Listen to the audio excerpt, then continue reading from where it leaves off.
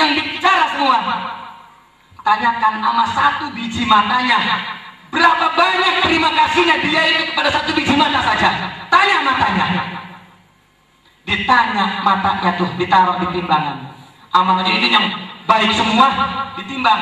Mata, dia terima kasih, kagak, kalah amalnya gara-gara dia tidak bisa bersyukur kepada Allah.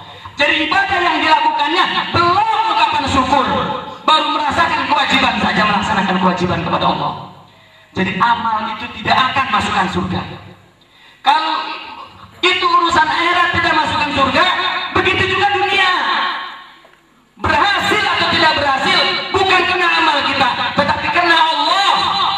Tapi orang mesti berbuat karena Allah memberikannya. Ketika dia berbuat, bukan di perbuatan itu. Itu sebabnya orang itu kenal Allahnya, karena dia kenal dirinya bahwa itulah makhluk dan Allah Khalik. Allah Khalik. Apa Khalik? Fa'alun lima yurid. Allah dapat melaksanakan semua keinginannya. Hidup ini adalah kehendak dan kekuasaan Allah. Mau nggak mau kita akan ikut kepada kehendak dan kekuasaan Allah. Orang nggak mau sakit, orang nggak mau ditabrak, orang nggak mau kalah jadi lurah, tapi terus berjalan. Itu sebabnya kita harus menerima sebelum dipaksakan oleh Allah, dengan waktu diajarkan oleh Allah, dengan waktu. Siap untuk ditinggal dan meninggalkan, siap untuk kalah dan menang, siap karena kita sedang mengikuti kehendak Allah. Dan kita berbuat maksimal mungkin karena Allah memberikan imbalannya apabila dia berbuat sebaik-baiknya. Mintalah kepada Allah, akan mendapat hiburan, imbalan. Dan itulah Rasulullah 12 tahun ditawarin oleh Allah juga buat ya jangan, nggak minta apa-apa, saya berbuat saja, orang saya mah yang penting ya Allah, yang penting engkau jangan marah kepada saya, biar saya dihina. Berarti Nabi ridho, rela berbuat sebaik-baiknya, akhirnya dihibur oleh Allah, sembuh. Bukan hanya itu, dikasih benih kesuksesan masa depan dunia dan akhirat. Inilah Isra, hikmah yang sebelum terakhir. Yang terakhir hikmahnya adalah sholat.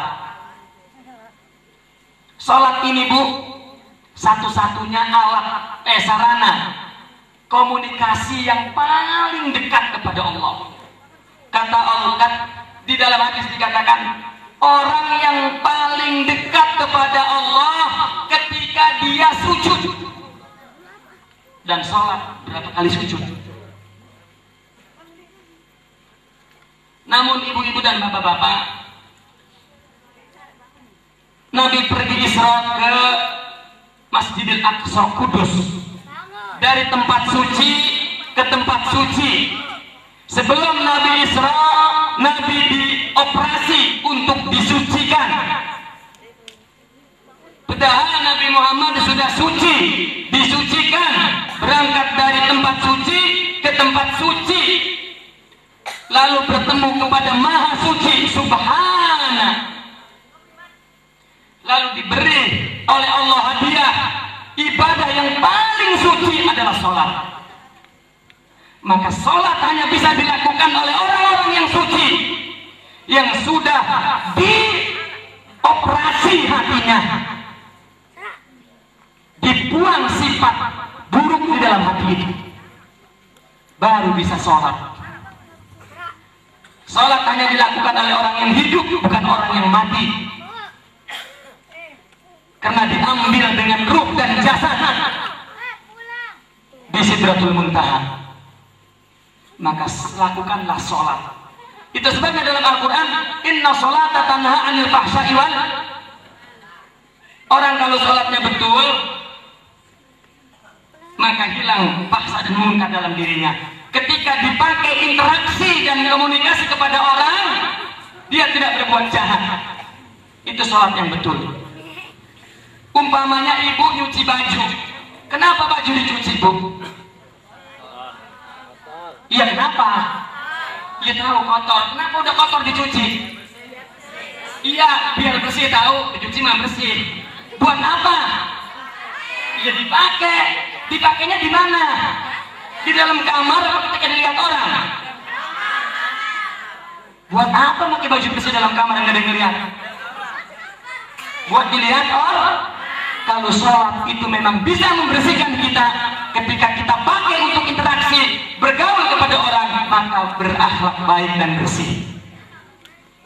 Itulah sholat yang benar. Kalau ibu pakai baju dilihat orang, lah kotor, tapi udah dicuci ini, lah itu kotor. Berarti apanya yang salah? Nyucinya kagak pakai sabun suh. Iklan dah. Berarti nyucinya tidak betul. Maka perlu dioperasi. Hatinya disiapkan dulu. Dan Isra Mi'raj ini adalah sebuah kesucian. Menyiapkan hati yang suci untuk melaksanakan kesucian.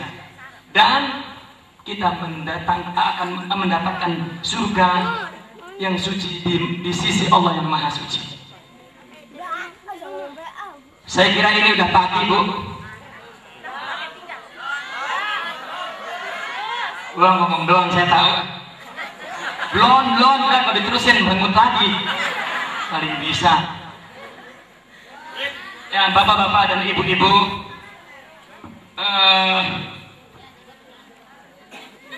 ya karena dibilang belum, saya nambah lagi.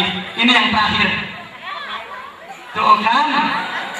Kata kok, saya cabut lagi tuh. Dari sini nggak ada apa-apa, Bu.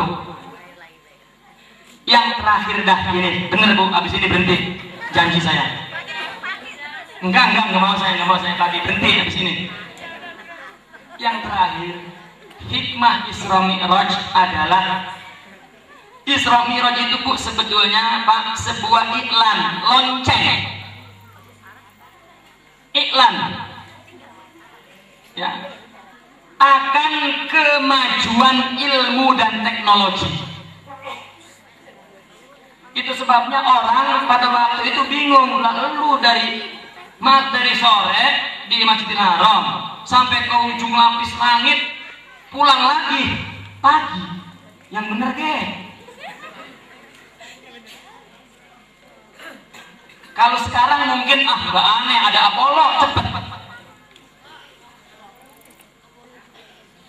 Abu Bakar radhiyallahu anhu ditanya, belum ketemu Rasulullah, udah diejek. Abu Bakar, temen lu gila. Siapa? Itu Muhammad. Kenapa? Coba bayangkan dari sore terus Masjidil Aqsa bisa turun balik lagi pagi, semalaman, coba hilang nggak itu temen lu? Apa kata Abu Bakar? Kalau itu yang dilakukan oleh Muhammad, lebih dari itu kalau dia yang melakukan, saya percaya. Nah, di sini Pak, kita harus paham bahwa ketika intelektual tidak cerdas, emosional tidak cerdas, melalui spiritual. Apabila spiritualnya cerdas, akan membuka kecerdasan intelektual dan emosional. Mana ada seorang yang bisa mengakui alat apa yang dipakai oleh Allah terbang itu, akal itu bingung, apalagi emosi. Pasti gadah. Tetapi spiritual yang cerdas berbicara kalau Muhammad yang melakukan, lebih dari itu percaya. Spiritual yang cerdas akhirnya membuat otak, ya, intelektual dan emosi yang cerdas. Nabi Muhammad SAW contoh